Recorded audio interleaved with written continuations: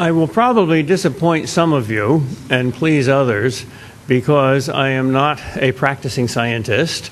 My specialty is not philosophy of science, and I am not a genius. So I will not give a brilliant scholarly lecture in the philosophy of science. I will instead give some very elementary, useful points for beginners. So if, like me, you are a beginner, welcome. I want to make just 5 points. First, to define our terms. Second, to state the question about the relation between faith and science. Third, to give the answer. Fourth, to consider some objections to my answer. And finally, fifth, to talk about some positive relations between faith and science. Well, first of all, if Socrates were here, he would say you have to define your terms first. Most of the space in a typical Socratic dialogue is taken up with defining terms. That's like preparing the surface for painting. It's dull, but it's the most important thing, and it should take up a lot of time. So let's start there. What do we mean by science, and what do we mean by faith? Only if we know what the two terms mean can we intelligently talk about the relationship between them. Well, there's two very different meanings of science. The pre-modern meaning was much broader than the modern meaning.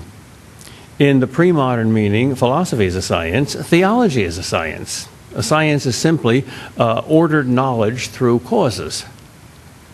The modern meaning of the word science is much narrower, mainly because of the single most important discovery in the entire history of science, which is the scientific method. That is the single most important discovery in the history of science because it's like a skeleton key that opens all the other doors. Descartes, at the beginning of modern philosophy, tried to do philosophy by the scientific method because he correctly perceived that that was the fuel that sent all the other scientific discoveries up into the air successfully. Most philosophers think that didn't succeed with philosophy and couldn't. Possible conflicts between faith and pre-modern science are philosophical problems, like the problem of evil versus the goodness of God. Possible conflicts between faith and science in the modern sense are quite different. For instance, creation and evolution. And the latter is what you were expecting me to talk about tonight, rather than the former. All right, so science means modern science. What about faith? Well, that's an even more complex term. I'm assuming that by faith you mean specifically religious faith. Everybody in the whole world has faith. If every person in this room didn't have faith, we wouldn't be here because we would doubt that this building is safe. It might collapse and kill us all. If you didn't have faith that I am not a homicidal maniac who is about to pull a gun out of my pocket and kill you, you wouldn't be here. No human relationships are possible without faith or trust in people, in general principles, and even in the power of your reason to know the truth. You can't live a total skepticism, although you can think it. So we're talking about specifically religious faith. And within the area of religious faith, we're speaking, I think, especially about the Christian faith. Now, here we have to make a crucial distinction between faith and fideism, or faithism. An ism is a philosophy or an ideology, and it's always a reductionistic one. It says X is only Y. That's the formula for an ism. So fideism is the belief that something or other is only faith, and the something or other is usually certainty or validity or assurance, something like that. The only thing you can be sure of is faith. Not reason, not science, not anything else. I am not a fideist, but I am a Christian, and Christianity is a faith. There is clearly a contradiction between fideism and science, but I don't think there is a contradiction between faith and science. Just as we have to distinguish between faith and fideism, we have to distinguish between science and scientism. Scientism is not science, it's a philosophy or an ideology that says there is nothing but science, or there's no certainty but science, or whatever cannot be done by the scientific method cannot be done with certainty at all. That's a philosophical statement. That's not a scientific statement. So there is a conflict, indeed, between fideism and scientism. They exclude each other by definition. There is a conflict between faith and scientism, and there is a conflict between science and fideism. But there is no conflict between faith and science. Both fideism and scientism are self-contradictory. Scientism is self-contradictory because it cannot be proved by the scientific method. But its whole point is that whatever cannot be proved by the scientific method is unreliable, and therefore, by its own standards, it is unreliable. Fideism is also self-contradictory. It's like sola scriptura. It's not taught by Scripture. So fideism is not part of the Christian faith. In fact, in Romans 1, Paul pretty explicitly appeals to reason rather than faith to say that pagans are also responsible before God.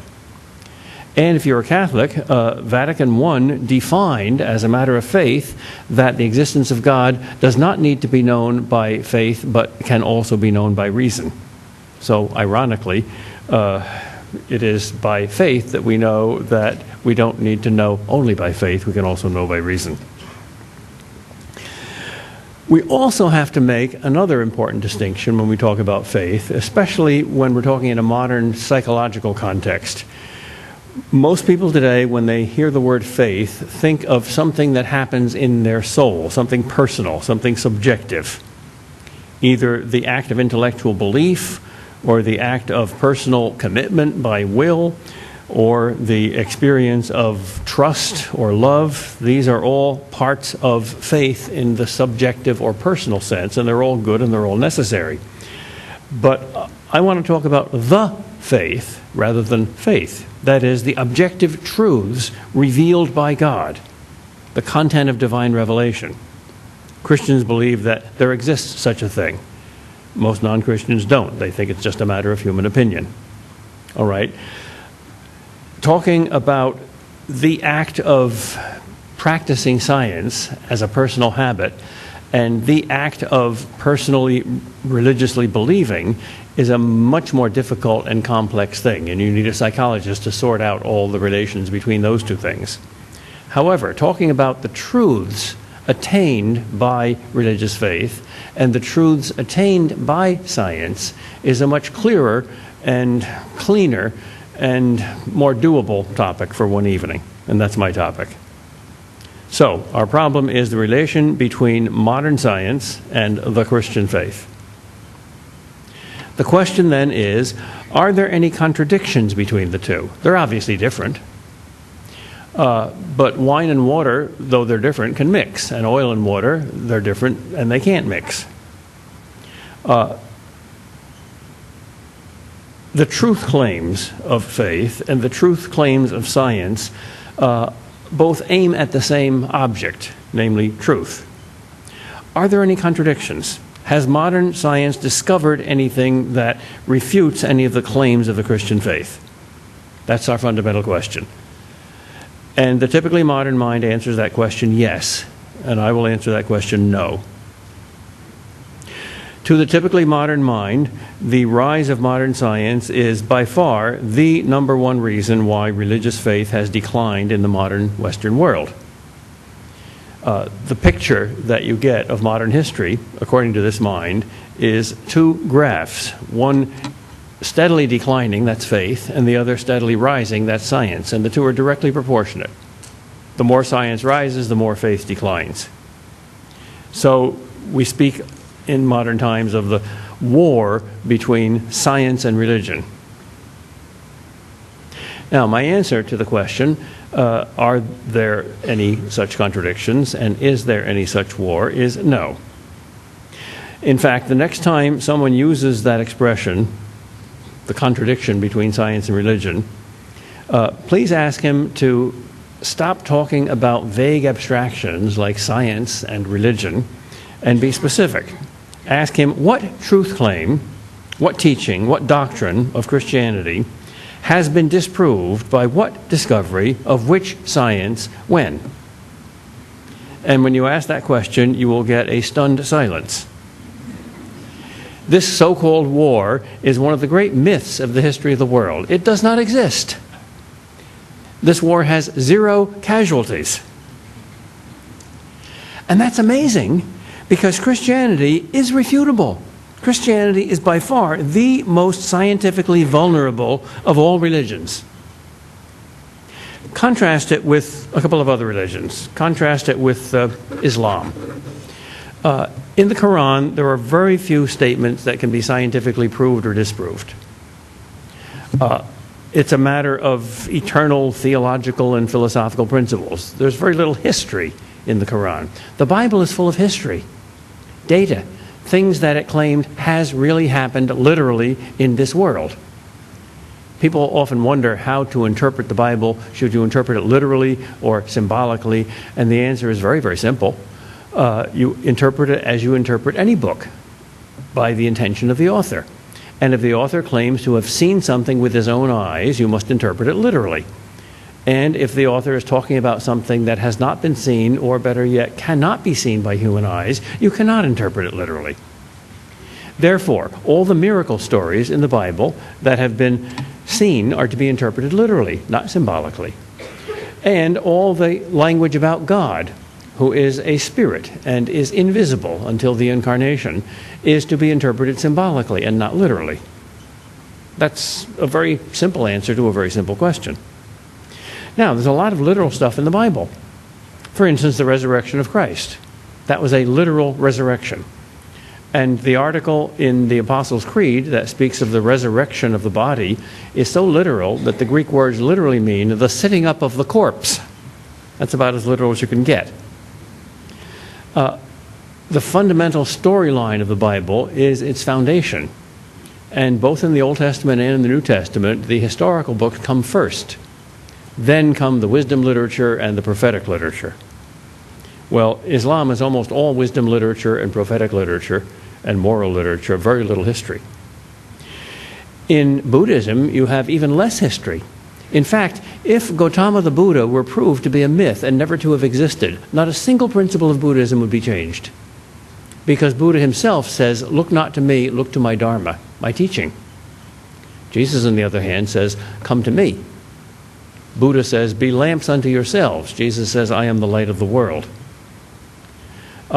Rudolf Bultmann, the founder of demythologizing, famously said towards the end of the 19th century that if the bones of the dead Jesus were discovered in some Palestinian tomb tomorrow, all the essentials of Christianity would remain unchanged. That, I think, is one of the stupidest statements ever made by any supposedly Christian theologian in the history of the world. Compare that to 1 Corinthians 15, where Paul says, if Christ is not raised from the dead, we're liars, God's a liar, your faith is vain, our teaching is vain, you have no hope, you're still in your sins, it all goes down the drain. Well, it's quite possible that the bones of the dead Jesus, might be discovered tomorrow in Palestine. And it's possible that DNA analysis could identify them. Never happened. Never has happened. It could. Didn't. The Gospels are historical records. There is no case in the history of the world of anything like the Gospels. First of all, there's 4 of them that coincide nicely. Secondly, not a one of them has a single anachronism in it. Now, if they're fictional, there's got to be some anachronisms. And the enemies of Christianity like to point them out, but they've all been refuted. For instance, there was an atheist, I'm not sure who this was, who argued that the pool of Siloam, at which Jesus had a miraculous healing, which had 5 porches or porticos, could not have existed in Israel because 5 is not a sacred number. And there's nothing else in Israel that has 5 anythings.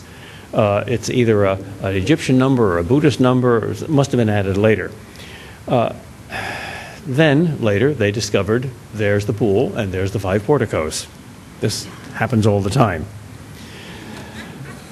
So the fact that Christianity could easily be refuted by empirical science, since it has so many claims about this world, and so many of these claims are literal, and never has, is an astonishing track record. There are, of course, many apparent contradictions between Christianity and science. Let's look at some of them. I know a number of fundamentalists who take even what I take to be symbolic language in the book of Genesis literally, and say, therefore, that the days of creation were literal 24-hour days, and therefore the earth is very young, about 6,000 years old. That's, first of all, a bad piece of literary criticism, because the word yom, or day in Hebrew, frequently means something more than a 24-hour period of time. Yom Adonai, the day of the Lord, the time when the kingdom of God will come to earth and the Messiah will issue it in. That's not a 24-hour period. I had an intelligent fundamentalist once say to me, don't you believe that God could have created the world 6,000 years ago, since he's omnipotent, and there's no self-contradiction in that? I said, well, yes, abstractly.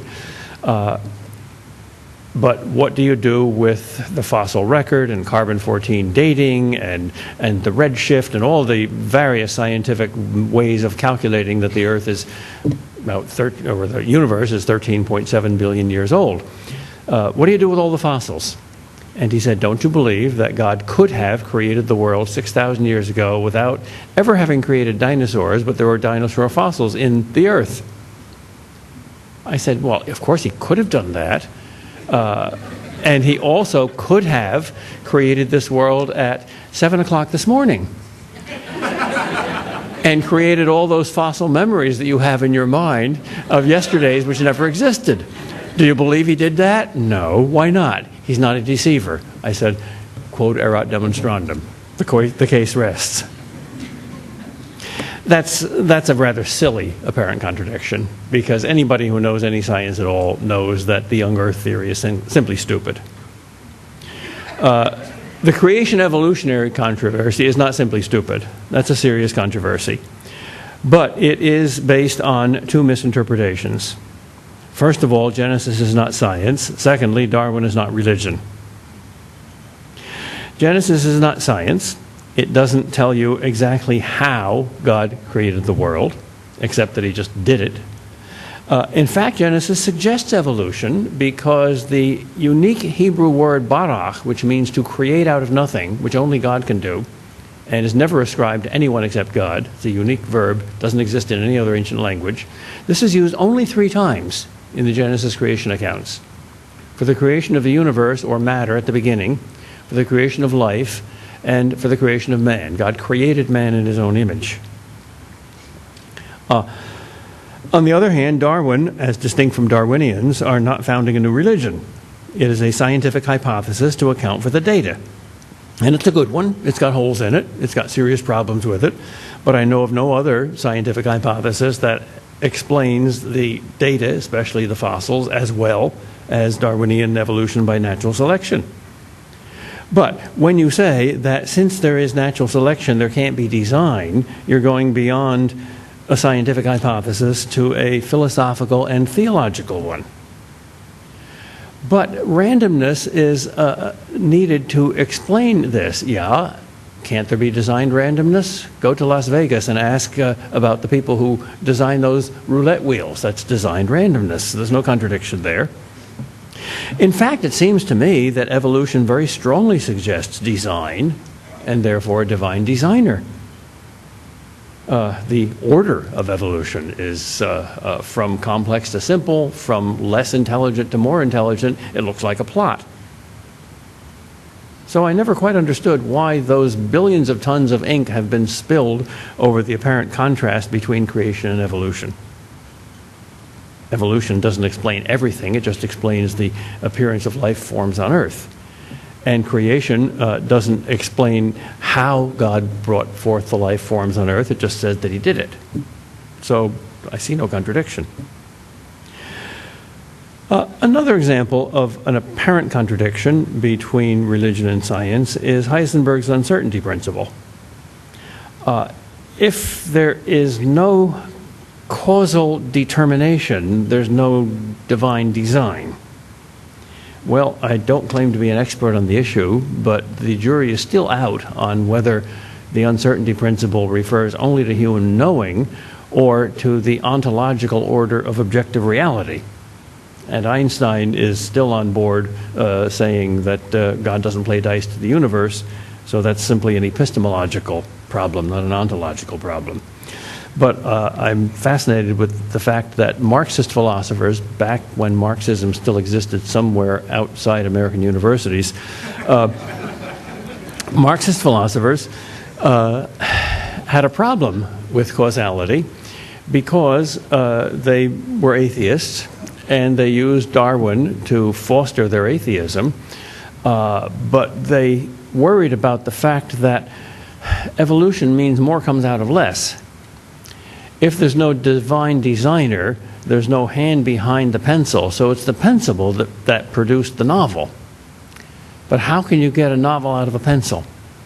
How can you get more intelligent life out of less intelligent life? If the principle of causality holds, that more can't come from less. And after worrying about this for a while, they came to the conclusion, which was quasi-official in Marxist circles, that we do not any longer believe in the principle of causality, because if we did, then evolution would lead to God instead of away from him. Well, what about Stephen Hawking's concept of a multiverse, which gets out of the argument that a Big Bang presupposes a Big Banger, and the Big Bang has been proved to have occurred? By the way, I'm old enough to remember back when Big Bang cosmology was only a theory, one of three, the others being the steady state theory and the oscillating universe theory. And all the atheist scientists called Big Bang cosmology creationism in disguise. They were also very suspicious of the fact that it was invented by a Catholic priest. However, nobody now denies Big Bang. The converging lines of evidence are quite clear and quite certain.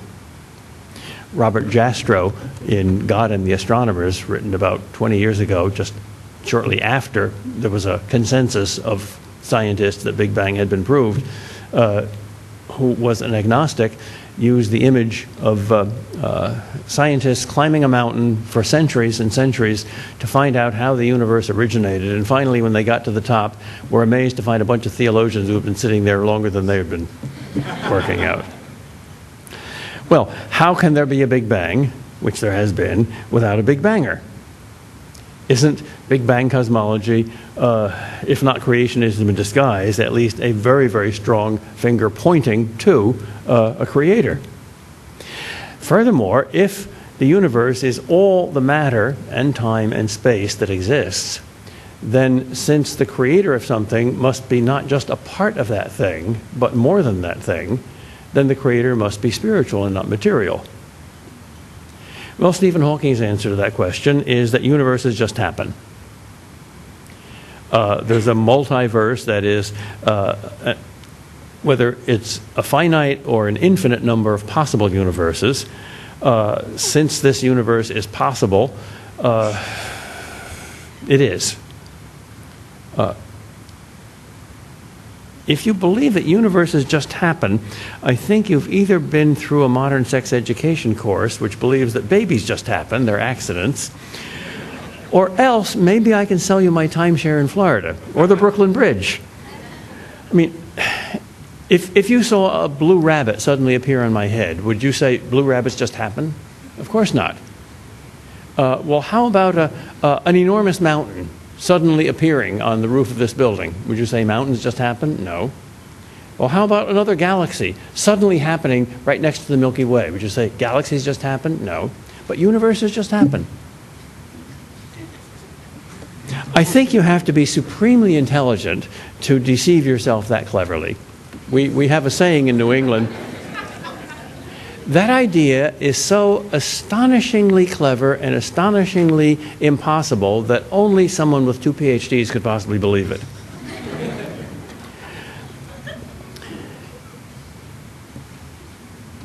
I stand corrected by people who know much more about this than I do, but it seems to me that if you say that this universe, following the singularity that's called our Big Bang, is just one of many possible universes, and if there was something before the Big Bang, other universes, then you're going back to Newtonian absolute time.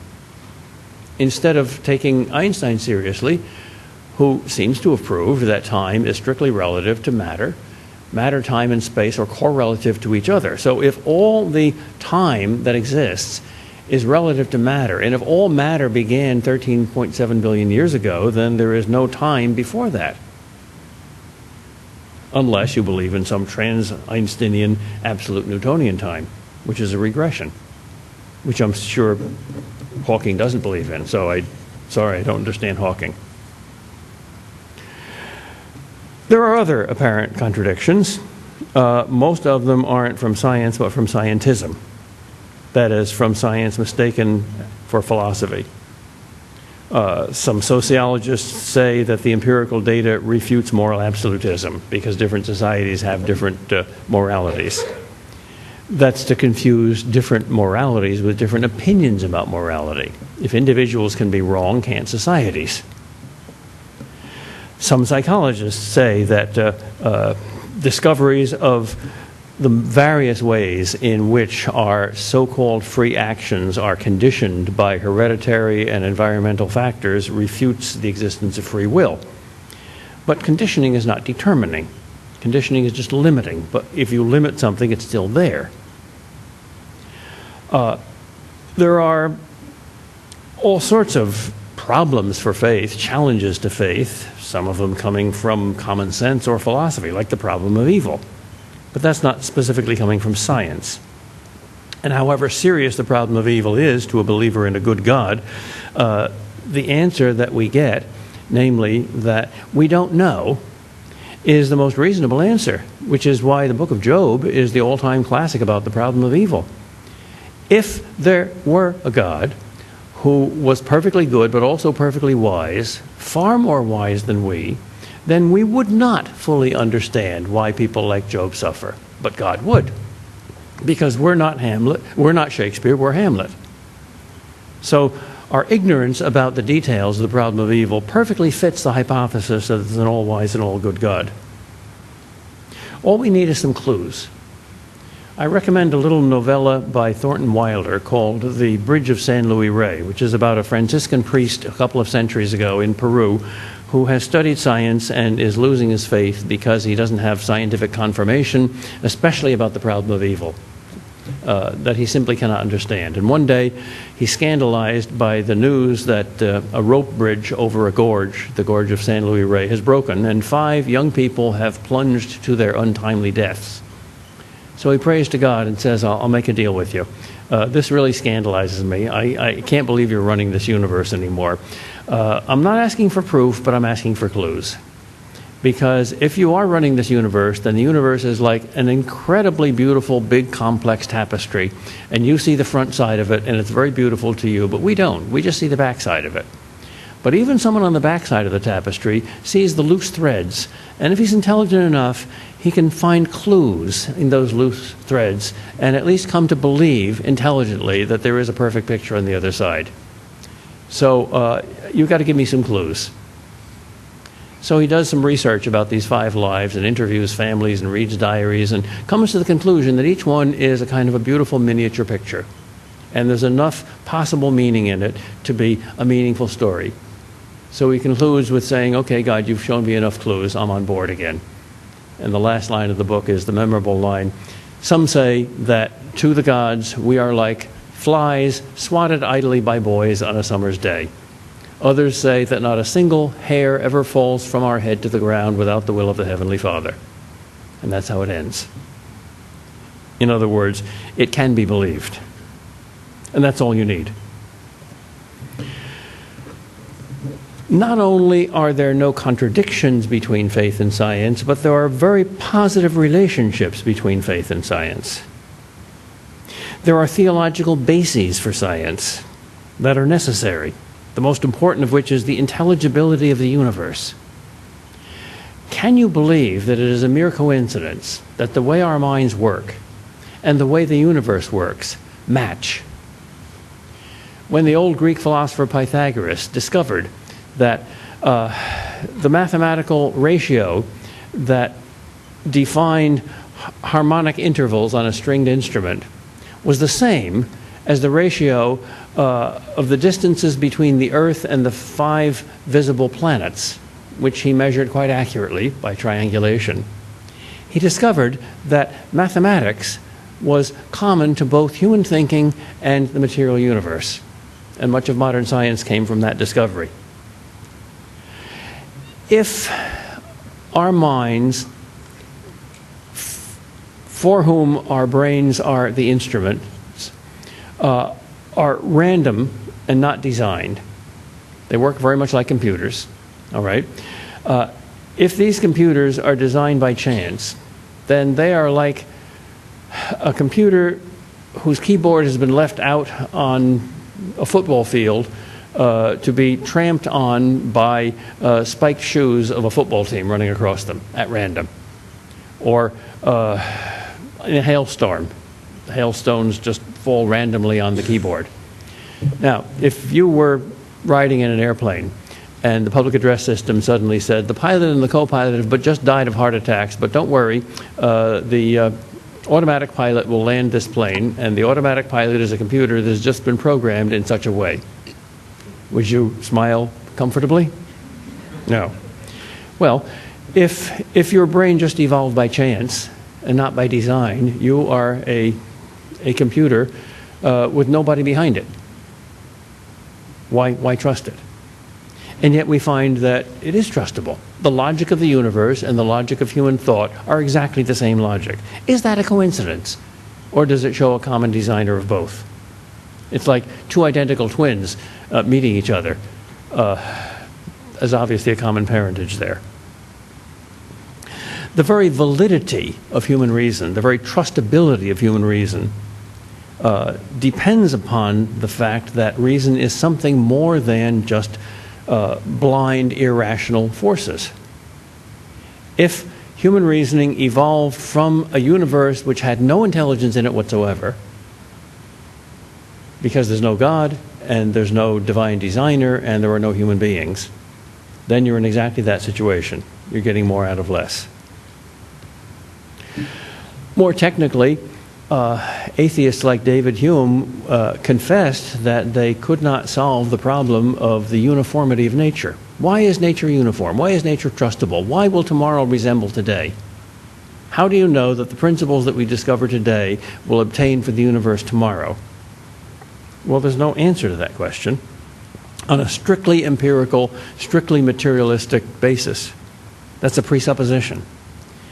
I'm not saying it proves the existence of God, but that the hypothesis that the universe has been created and designed by a divine designer is the best answer to the question, why does nature remain uniform?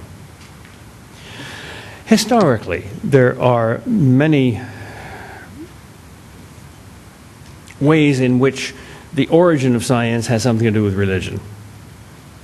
The Greek gods were much more human than the blind cosmic forces of other peoples. And therefore, their religious humanism was one of the two main sources of modern science, the other being the most explicitly theistic basis, namely Judaism. It's no accident that down through history, most great scientists have been Jewish. Reason and faith have, in fact, cooperated much more than contradicted in history. There have been exceptions, but the exceptions are exceptions. Look at the difference between the West and the East, the Orient. The West is not simply more intelligent than the East, but almost all the great discoveries of all the great sciences has appeared in the West. Why is that? Because of the Jews and the Greeks, because of a religious reason. If, on the other hand, you believe that the entire universe is a dream of Brahman or an illusion, well, then you're not going to do science. So there's definitely religious origins of Western science. And there's a great history of cooperation between religion and science. The Catholic Church especially has supported many scientists. Copernicus, for example. Galileo, who taught the same thing as Copernicus, got in trouble only because of his temper and the bishop's stupidity. That's an exception. That's not the rule. So I think the future will continue in this way. It depends mainly on the goodwill of both sides and the clarity on the part of religion to distinguish faith from fideism, and on the part of scientists to distinguish science from scientism. which is a most unscientific notion. Well, I warned you that all I was going to do is give you an introduction to beginners. And I've deliberately made my talk short because most of you are Catholics and you believe in purgatory, and therefore you're very patient with dull monologues to get to the much more interesting dialogue, the Q&A afterwards, which will begin now.